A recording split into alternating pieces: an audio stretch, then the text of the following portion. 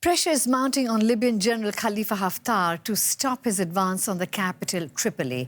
Forces loyal to the general carried out an airstrike on Tripoli's only functioning airport on Monday. Reports say the strike hit a runway without causing casualties. Haftar is trying to seize Tripoli from the UN-backed government there. Thousands have fled the fighting. So who is General Haftar and why has he started this offensive? We have this report. The overthrow of Colonel Gaddafi in 2011 plunged Libya into chaos. For 4 decades, he had ruled the country with an iron hand, holding together Libya's disparate groups, including some 140 tribes and clans. His death left a power vacuum. The government in the capital has limited power, even though it's recognised by much of the international community. It's rivalled by a parallel government in the eastern city of Tobruk. Both administrations have parliaments and armed forces. Adding to the chaos, various militias are also fighting for their own regional interests. Military commander Khalifa Haftar, who's leading the current attack on Tripoli, is loyal to the administration in Tobruk. He took part in the 2011 uprising against Gaddafi and then initially disappeared from the scene. But in 2014, he returned, taking fighters to the city of Benghazi. They defeated al-Qaeda-linked militants who were effectively controlling the city and much of the region. The operation took nearly 2 years. It won Haftar widespread credit in eastern Libya and some recognition abroad too. But he didn't stop there. After consolidating his hold on the east, he swept through the oil-rich south of the country earlier this year. And now he's turned his focus on the capital. Haftar has backing from Russia and Egypt. His supporters see him as the best hope of unifying Libya under one government, while his opponents fear he would be another dictator like Colonel Gaddafi. Now, despite media reports that Russia has sent troops to Libya, Moscow has so far denied supporting Haftar and his forces in their offensive on the capital, Tripoli. For more on this, I'm joined by Dr. Leonard Isaev. He's an expert on international relations at the Higher School of Economics in Moscow.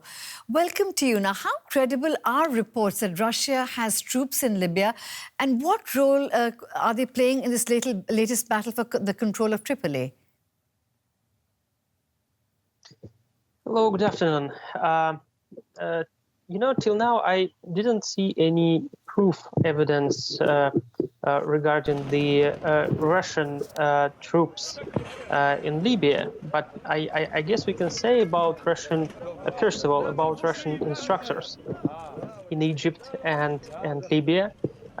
We can talk about the strong cooperation on Libyan issue with Egyptians.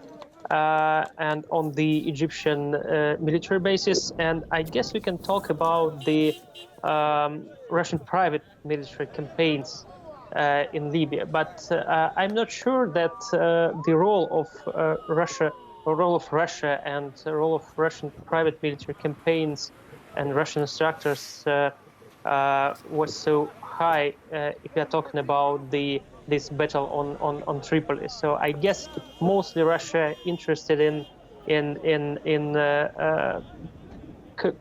dialogue and in conference on Libya and in cooperation with all political parties in Libya. So Dr. Isaev, you're suggesting that Russia has no boots on the ground, but it is offering military support and cooperation to General Haftar. What are Russia's strategic aims in that region?